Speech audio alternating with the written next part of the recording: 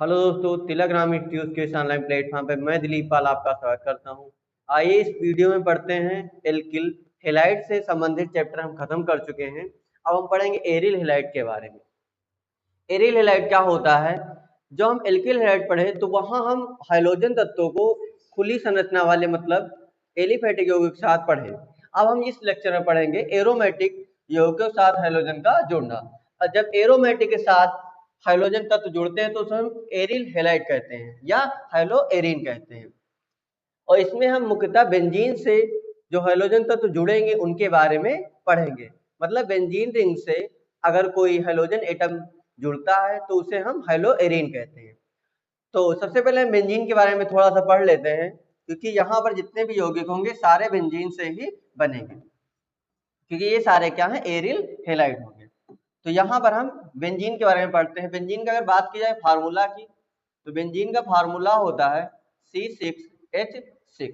इसका फार्मूला था C6H6। ये हमारा हो गया बेंजीन का फार्मूला। बात की जाए इसकी संरचना की, तो बेंजीन एक बंध श्रृंखला वाला यौगिक है। यहाँ पर अगर देखा है कार्बन हमारे कितने हैं, 6 कार्बन आपस में जुड़े हुए हैं और 6 कार्बन आपस में इस तरह जुड़े हुए हैं और इसमें हाइड्रोजन भी आपस में जुड़े हुए हैं। तो हाइड्रोजन हमारे यहाँ पास कितने हैं, 6। तो 6 हाइड्रोजन भी यहाँ पर हम जोड़ देते हैं। तो इस तरह हम 6 हाइड्रोजन यहाँ जोड़ रहे हैं।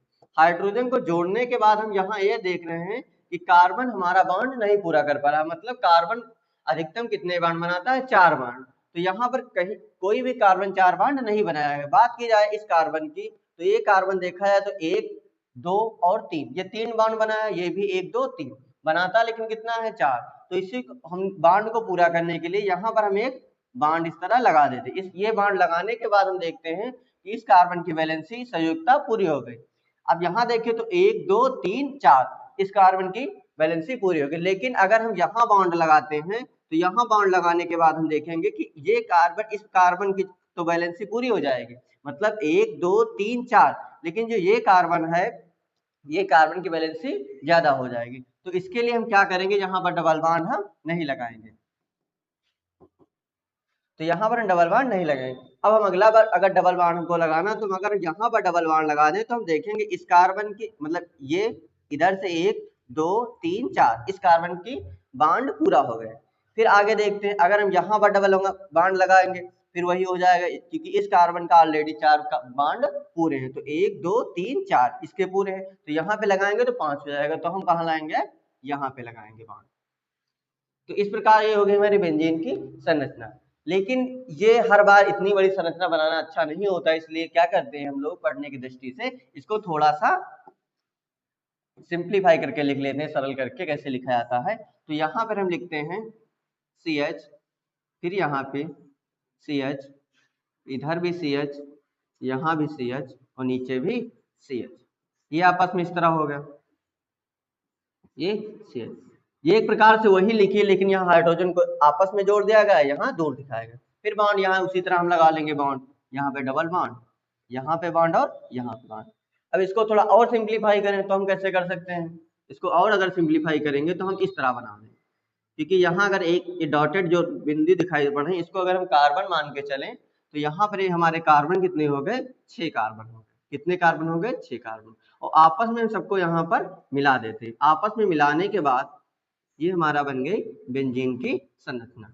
जब बेंजीन की संरचना बन गई तो इस संरचना से बनाने के बाद हम देख रहे हैं कि यहाँ पर डबल बॉन्ड भी बने, एक के बाद एक। तो यहाँ पर अगर बॉन्ड लगा दें हम डबल बॉन्ड, यहाँ पे कर दें और यहाँ पे, तो ये हो गई हमारी डबल बॉन्ड की स्थिति। लेकिन जो बॉन्ड लगाए जाते हैं, ये बॉन्ड लगाने से हमको दिक्कत ये आती है पढ़ने लिखने में कि ये कभी कभी डबल बॉन्ड जो होते हैं ये हमको दिक्कत कर देते हैं। मतलब जैसे हम जल्दबाजी में कभी बनाना चाहें तो अगर यहाँ बनाए इस तरह अगर यहाँ बनाए हम, तो कभी कभी क्या होता है, जल्दबाजी में एक बॉन्ड यहाँ लगाए, फिर एक बॉन्ड यहाँ लगाए, एक बॉन्ड यहाँ लगा दे, जो हो जाता है हमारा गलत। फिर इसी तरह क्या होता है कि अगर हम फिर कहीं इस तरह यहाँ बनाए अगर बेंजीन रिंग, तो यहाँ पे अगर हम यहाँ बाउंड कर दे, यहाँ बाउंड कर दे, यहाँ बाउंड कर दे, तो ये भी हमारा क्या हो जाता है, गलत। तो ये गलती से बचने के लिए ये बाउंड लगाए गए हैं, अंडरलाइन बाउंड, एक के बाद एक। इस बाउंड को हटा दिया जाता है। तो हटाने के बाद यहाँ क्या होता है, इसके बीच में हम एक रख देते हैं गोले को, मतलब एक गोला दिखा देते हैं। और गोले का मतलब क्या होता है कि यहाँ पर अल्टरनेट बांड है, मतलब एक के बाद एक बांड है। तो ये हो गई हमारे बेंजीन की संरचना। तो हम पढ़ने लिखने की दृष्टि से इस तरह अपना बेंजीन बनाते हैं, मतलब इस तरह हम एक कार्बन, दो कार्बन, 3 4 5 6, ये हो गए 6 कार्बन। तो अगर आप चाहें तो इसका भी स्क्रीनशॉट ले सकते हैं। इसके बाद अगर बेंजीन की पोजीशन की बात करें तो बेंजीन की कुछ पोजीशन भी होती हैं। जैसे यहाँ पे किया जाए तो ये हमारा अगर देखा है तो ये हमारा पहला कार्बन, तो इसको 1 कर देंगे। ये हमारा हो जाएगा दूसरा कार्बन, ये हो जाएगा हमारा दूसरा कार्बन, तो ये हम 2 कार्बन, इसको तीसरा कार्बन मान के चलते हैं, इसको हम चौथा कार्बन मान ले, इसको पांचवा और इसको छठा। अब अगर आप चाहें तो ये गिनती इधर क्लॉकवाइज ना करके एंटी क्लॉकवाइज इधर से भी कर सकते हैं, तो आपकी जैसी सुविधा हो वैसे कर सकते हैं। बात की जाए इस स्थान की, तो इस स्थान को हम कहते हैं आर्थो, ये आर्थो कहते हैं इसको, आर्थो। दूसरा अगर इस स्थान की बात, तो ये स्थान होता है हमारा मेटा, क्या होता है मेटा। और बात की जाए इस स्थान की, तो ये हमारा होता है पैरा, क्या होता है पैरा होता है, मतलब पीछे। तो ये हो गया आर्थो, मेटा और पैरा। जब ये हमारा आर्थो है तो इसके सामने वाली जो पोजीशन होगी ये भी क्या होगी हमारी, ये भी हमारी आर्थो होगी, क्या होगी आर्थो होगी। ठीक, ये अगर हम अब मेटा है तो ये भी हमारा क्या होगा, ये भी हमारे लिए मेटा होगा, ये हमारा मेटा होगा। तो ये भी क्या होगा हमारा मेटा होगा। ठीक, अगर ये हमारा पैरा है तो इसके सामने वाली साइड में हमारी क्या होगी कॉर्नर, ये भी होगा पैरा होगा, क्या होगा पैरा। ये जो पैरा स्थिति होती है और आर्थो स्थिति होती है, मेटा स्थिति होती है। इनमें जो आर्थो और पैरा और आर्थो, ये यहाँ पर कोई हाइड्रोजन जब एटम जुड़ता है तो ये तो स्टेबल होता है, लेकिन जब मेटा स्थिति पर आते हैं तो यहाँ पे कोई हाइड्रोजन एटम इतना स्टेबल नहीं होता, मतलब यहाँ पे कोई जुड़ेगा तो तुरंत ही हट जाएगा, मतलब अल्प समय के लिए जुड़ेगा, कम समय के लिए जुड़ेगा। तो ये हो गई हमारी बेंजीन का परिचय। अब हम देखते हैं आगे, तो इसको हम थोड़ा सा मिटा लेते हैं।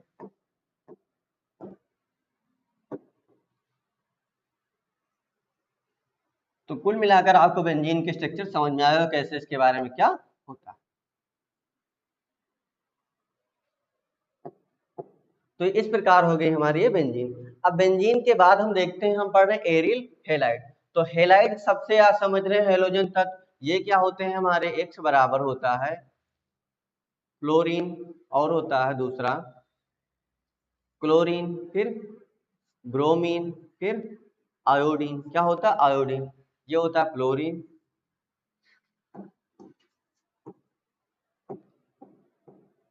ये होता है फ्लोरीन, फ्लोरीन। दूसरा होता है हमारा क्लोरीन, क्लोरीन। तीसरा होता है हमारा ब्रोमीन, ब्रोमीन। फिर होता है आयोडीन, आयोडीन। लेकिन हम किसी के साथ नाम लिखते हैं तो इसका नाम लिख देते हैं फ्लोरो, इसको लिख देते हैं फ्लोरो, फ्लोरो। इसको लिख देते हैं क्लोरो और इसको लिख देते हैं ब्रोमो और इसको लिख देते हैं आइडो, आइडो लिख देते हैं। ये हो गई हमारी हैलोजन तत्व। अब क्योंकि एरियल हेड पढ़ रहे हैं तो यहाँ पर जो फ्लोरीन होता है इसका हैलोजन तत्वों के साथ अध्ययन नहीं किया जाता, बाकी क्लोरीन, ब्रोमीन, आयोडीन का किया जाता है।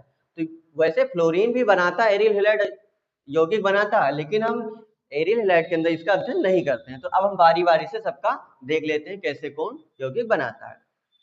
तो सबसे पहले हम बनाएंगे यहाँ पे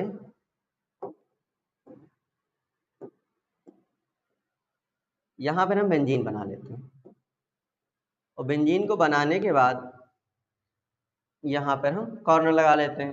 तो हम आपको बताए थे कि जो हर कॉर्नर होता है यहाँ पर एक हाइड्रोजन जुड़ा होता है, हाइड्रोजन जुड़ा होता है। तो हाइड्रोजन जब जुड़ा होता है यहाँ पर, तो जब यहाँ पर क्लोरीन फ्लोरीन ब्रोमीन कुछ भी जुड़ेगा तो यहाँ से हाइड्रोजन हटेगा। ये जहाँ हाइड्रोजन जुड़ा है, ये हाइड्रोजन यहाँ से हटेगा। तो हम यहाँ पर अगर फ्लोरीन जोड़ देते हैं, क्या जोड़ देते हैं, फ्लोरीन मतलब F। तो ये हो जाएगा हमारा फ्लोरोबेंजीन, फ्लोरोबेंजीन हो जाएगा फ्लोरोबेंजीन, फ्लोरोबेंजीन। अगर इसका फार्मूला लिखना चाहें तो फार्मूला क्या लिखेंगे? वैसे तो बेंजीन का फार्मूला होता है C6H6, लेकिन हम आपको बताएं यहाँ पर अगर फ्लोरीन जुड़ा है तो एक हाइड्रोजन हटा भी होगा, तो हटेगा यहाँ से। तो ये जो 6 था, ये 6 था, ये हमारा कितना हो जाएगा, 5। तो ये C6H5 हो जाएगा। और हम जोड़े यहाँ पर क्या तो हो जाए, F जोड़े तो यहाँ हो जाएगा F। तो इसका फार्मूला फ्लोरोबेंजीन का हो जाएगा C6H5 हो जाएगा F। ये हो गया हमारा फ्लोरोबेंजीन का फार्मूला। आगे हम देख लेते हैं। तो आगे हम बनाते हैं अगला क्लोरीन का। तो क्लोरीन का अगर हम इस बार बनाएं तो ये हो गया हमारा क्लोरीन। क्या होगा? क्लोरीन के बारे में। तो क्लोरीन बनाने जाए तो हम यहाँ पर जोड़ देंगे Cl। तो यहाँ पर अगर हम Cl जोड़ेंगे, कलर चेंज कर लेते हैं यहाँ पर, तो यहाँ पर हम जोड़ दें Cl। तो Cl जोड़ने के बाद ये हो जाएगा Cl के लिए क्लोरो, और बाकी क्या है, बेंजीन। तो ये हो जाएगा क्लोरोबेंजीन, क्लोरोबेंजीन। बात की जाए फार्मूला की, तो फार्मूला होता है C6H5Cl। ये हो गया क्लोरोबेंजीन। इसके बाद हम देखते हैं ब्रोमोबेंजीन। तो ब्रोमोबेंजीन हम बनाना चाहते हैं, तो ब्रोमोबेंजीन के लिए हम यहाँ पर थोड़ा सा इस तरह कर लेते हैं।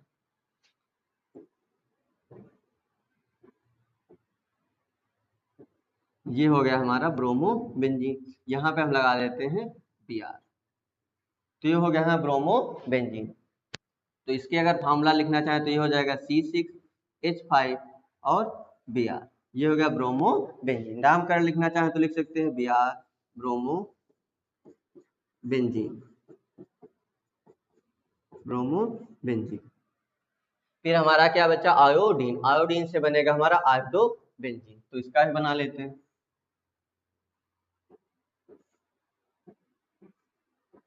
ये हो गया हमारा। यहां से अगर हम आई जोड़ दें, क्या जोड़ दें, आई, तो ये हो जाएगा हमारा आयोडोबेंजीन। आयोडो, आई के लिए आयोडो, तो आयोडोबेंजीन, आयोडोबेंजीन, आयोडोबेंजीन। फार्मूले की बात की जाए तो यहाँ पर C6H5 आई हो जाएगा, C6H5 हो जाएगा आई। ये हो गया आयोडोबेंजीन के बारे में। तो ये हो गए हमारे एरियल हैलाइड के सभी यौगिक। इसके बाद इनका नामकरण भी देख लेते हैं कि अगर यहाँ पर कोई और क्लोरीन जोड़ दिया जाए या यहाँ पर ब्रोमीन जोड़ दिया जाए एक साथ, तो क्या नामकरण होगा, और आगे देखते हैं। जैसे कि यहाँ पर अगर हम लिख दें, इस तरह को यौगिक लिख दें, तो यहाँ पर अगर हम Cl जोड़ दें, क्या जोड़ दें, Cl, और यहाँ पे हम Cl जोड़ दें, तो इसका नाम देखा है क्या हो जाएगा, इसका नाम हो जाएगा हमारा, नाम हो जाएगा यहाँ पर अब Cl कितने जुड़े हैं, 2, और ये कौन से स्थान में, पहले स्थान पे, ये है दूसरे स्थान पे। तो ये कितना हो जाएगा, 1, 2। अब कितने Cl जुड़े हैं, 2, तो 2 के लिए लगाएंगे डाई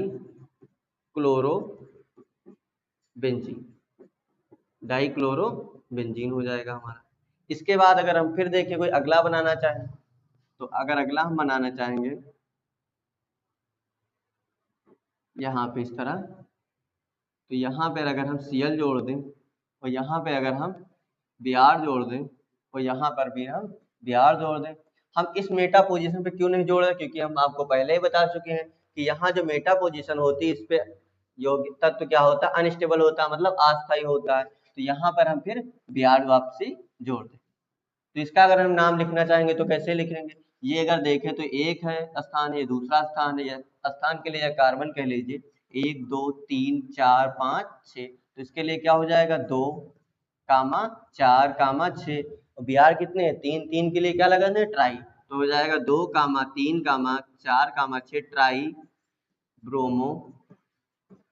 बाकी अगर ब्रोमो को हटा दिया जाए तो हमारा है क्या, क्लोरोबेंजीन। तो हो जाएगा 2, 4, 6, फिर बचा क्लोरोबेंजीन। क्लोरोबेंजीन क्लोरोबेंजीन हो गया हमारा। इसके बाद इसी तरह हम Br को हटाकर यहाँ क्या लिख दें, अगर Br की जगह हम आयोडीन लिख दें मतलब, तो क्या हमारा बन जाएगा, उसके लिए हम देख लेते हैं। यहाँ पर हम सब जगह जहाँ Br जुड़े वहां पर आयोडीन अगर जोड़ दें, हाँ ना जोड़िए आप, यहाँ जोड़ दीजिए और यहाँ जोड़ दीजिए Cl, तो इसके लिए नाम क्या हो जाएगा, देखा जाए तो ये दूसरा स्थान है, ये चौथा है, ये छठा है, तो यहाँ हो जाएगा 2, 4, 6 ट्राई आइडो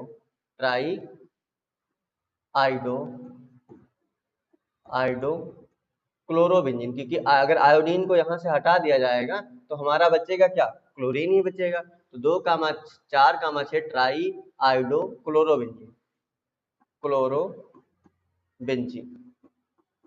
क्लोरोबेंजीन। ये हो गया हमारे इस तरह के यौगिक के बारे में। अगर आप चाहें तो यहाँ कुछ यौगिक और भी कर सकते हैं इसी तरह। इसे 1, 2 यौगिक और आपको हम धीरे धीरे आप कर देखना, हम खुद ही बता देते हैं आपको। यहाँ अगर इस तरह बना दिया जाए और यहाँ पर जोड़ दिया जाए Cl, यहाँ भी Cl और यहाँ Cl, तो इसके लिए क्या लिखेंगे, तो अगर हम चाहें तो इसको क्या लिख सकते हैं, ये 1 है, 2 है, 3 है, 4 है, तो ये हो जाएगा 1, 2 और 3 पे तो है नहीं, तो 4 ट्राई क्लोरोबेंजीन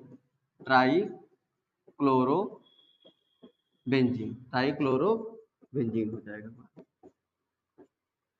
ट्राइक्लोरोबेंजीन। तो ये हो गया है यौगिक इस तरह नामकरण। इस तरह आप अनेकों यौगिक को जोड़कर कर सकते हैं। तो इसके बाद हम पढ़ना स्टार्ट करते हैं क्लोरोबेंजीन के बारे में, क्योंकि हमारे सिलेबस में क्या है, क्लोरोबेंजीन है, तो हम क्लोरोबेंजीन को पढ़ना अब स्टार्ट करते हैं। क्लोरोबेंजीन का निर्माण कैसे होता है, तो क्लोरोबेंजीन का फार्मूला तो आपको पता है C6H5Cl होता है। तो ये क्या होता है, जब बेंजीन डाइजोनियम क्लोराइड को जब किसी यौगिक के बीच में N आ जाता है तो उसके लिए हम पढ़ते हैं एजो। तो बेंजीन डाइजोनियम क्लोराइड से, तो हम पहले बेंजीन डाइजोनियम क्लोराइड से पढ़ेंगे क्लोरोबेंजीन बनाना। तो आप यहाँ पर लिख लीजिए किससे बना रहे हैं, बेंजीन डाइजोनियम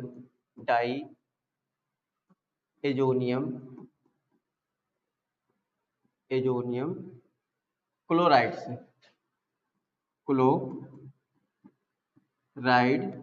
से, क्या होता है बेंजीन डाइजोनियम क्लोराइड, इसका फार्मूला होता है C6H5N2Cl होता है। बेंजीन डाइजोनियम है ना, तो डाई मतलब यहाँ N2 होगा।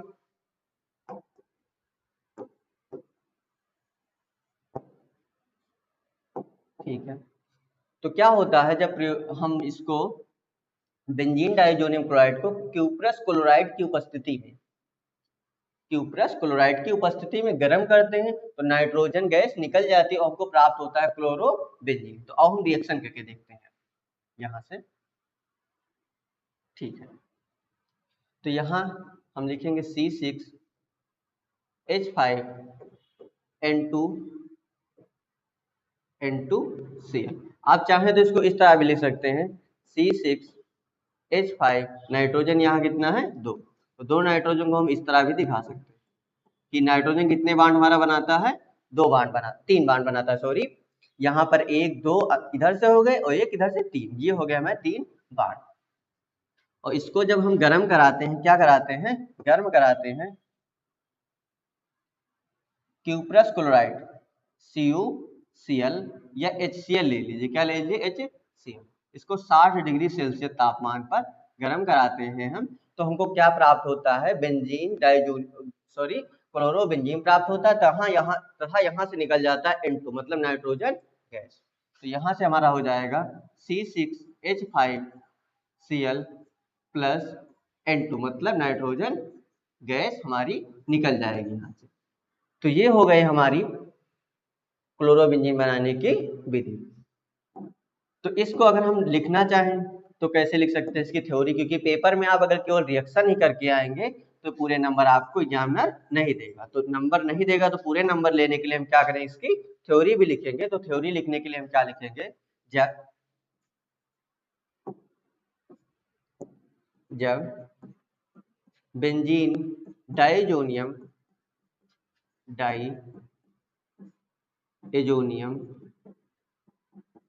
क्लोराइड को एजोनियम क्लोराइड को क्यूप्रस क्लोराइड की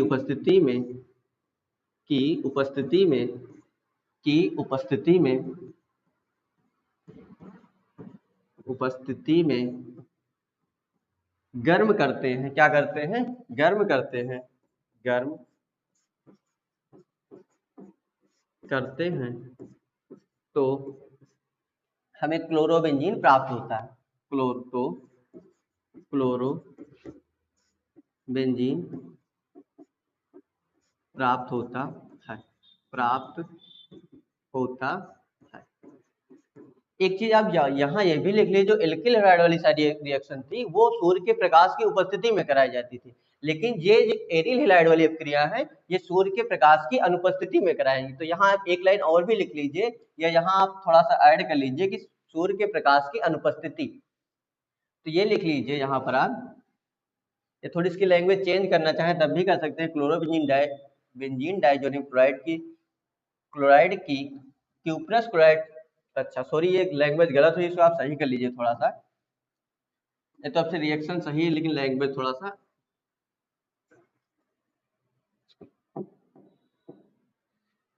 जब बेंजीन डाइजोनियम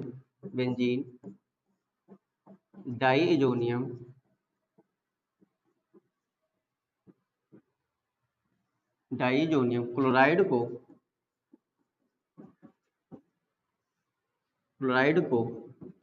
क्यूप्रस क्लोराइड की उपस्थिति में गर्म कराया जाता है। क्यूप्रस क्लोराइड की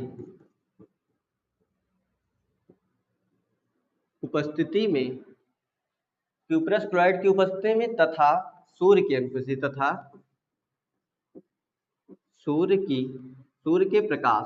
के प्रकाश की अनुपस्थिति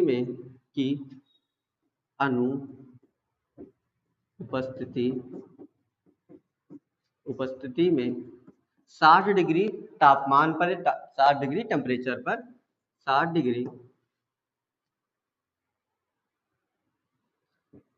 डिग्री पर कराई जाती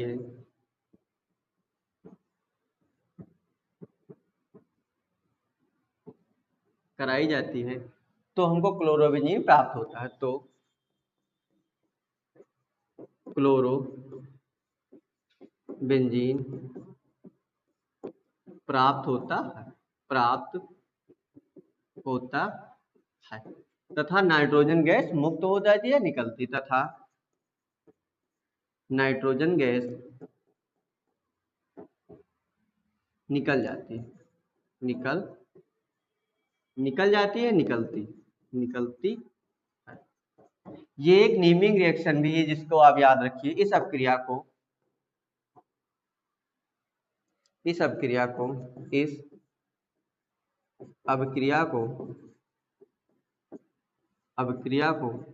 सैंडमायर अपक्रिया के नाम से जानी जाता है। इस अपक्रिया को सैंडमायर अपक्रिया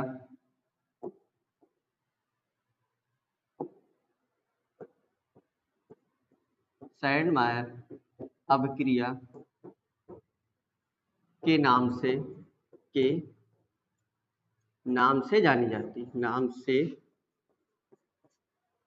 जानी जाती है। तो पेपर में आपसे चाहे क्लोरोबेंजीन बनाना पूछे, चाहे आपसे पूछे सैंडमायर अपक्रिया, आप यही लिखेंगे। ये हो गया हमारा क्लोरोबेंजीन बनाने की एक विधि। अगली विधि हम पढ़ते हैं किसी अन्य यौगिक से।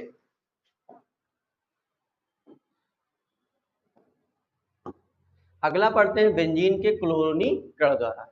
जब बेंजीन की अपक्रिया क्लोरीन से कराई जाती है और सूर्य के प्रकाश की उपस्थिति में, आप बार बार ये चीज याद रखिए कि जो एरिल हैलाइड वाली अपक्रिया, ये सारी अपक्रिया सूर्य के प्रकाश की अनुपस्थिति में कराई जाएंगी। इससे पहले जब एल्किल हैलाइड पढ़ चुके हैं तो वो सारी अपक्रिया सूर्य के प्रकाश की उपस्थिति में कराई जाएंगी। तो अपक्रिया हम कराना स्टार्ट करते हैं। यहाँ पर क्या कराएंगे हम, सबसे पहले आप ले लीजिए, क्योंकि बेंजीन का क्लोरीनीकरण बताया है, तो बेंजीन के क्लोरीनीकरण से हमको बनाना है, तो बेंजीन का क्लोरीनीकरण हम करा लेते हैं यहाँ पर।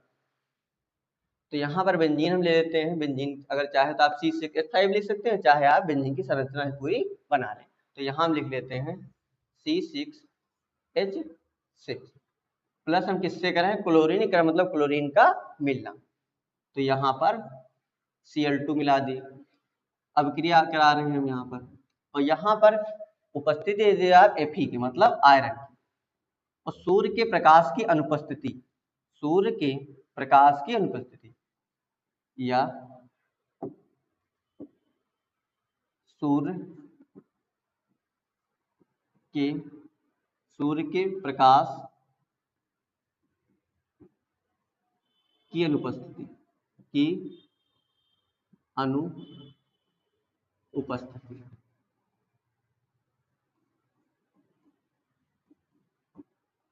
अनुपस्थिति।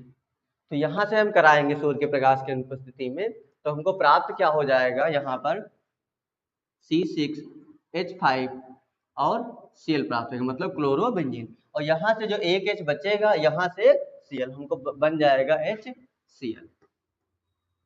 ये होगा हमारा क्लोरोबेंजीन, ये हमारा HCl निकल गया। तो इसकी थ्योरी पेपर में कैसे हम लिखेंगे, थोड़ा सा लिख कर देख लेते हैं हम यहाँ पर। तो हम क्या लिखेंगे, जब बेंजीन की अपक्रिया, बेंजीन की अपक्रिया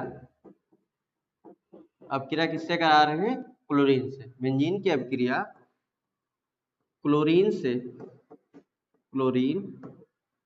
से सूर्य के प्रकाश की अनुपस्थिति तथा Fe धातु की उपस्थिति, क्लोरीन से सूर्य के प्रकाश की अनुपस्थिति, मतलब सूर्य का प्रकाश ना, प्रकाश की अनुपस्थिति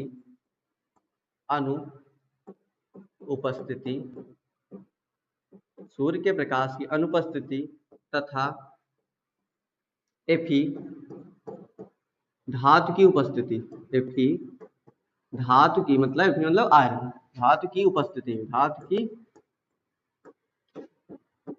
उपस्थिति में कराते हैं। तो हमको क्या प्राप्त होता है, क्लोरोबेंजीन प्राप्त होता है। तो हमें क्लोरोबेंजीन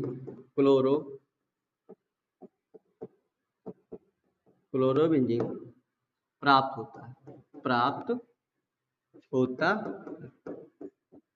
तथा हमारा क्या बन रहा है, HCl भी बनता, मतलब तथा हाइड्रोजन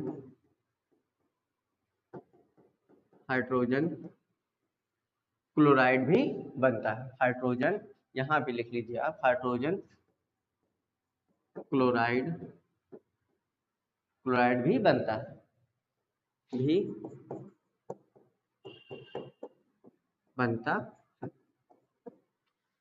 ये हो गई हमारे क्लोरोबेंजीन बनाने की दो विधियां।